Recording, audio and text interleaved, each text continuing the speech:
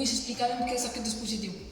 Aquest dispositiu el van crear els nostres companys de quart que ara estan al batxillerat i és un dispositiu per a un company nostre que es diu Silvestre i és sordmut i és per comunicar-nos amb ell.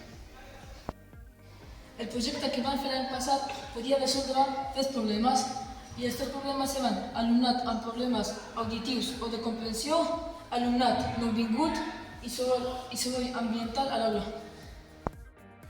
Van utilitzar BitLock per dissenyar una capsa 3D, que és aquesta, per posar tots els elements.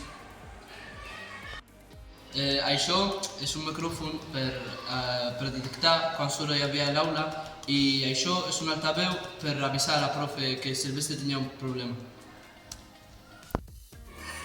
El projecte tenia 2 eixos. El primer per avisar si Silvestre tenia algun problema o alguna cosa i el segon per avisar quan hi havia massa soroll a l'aula.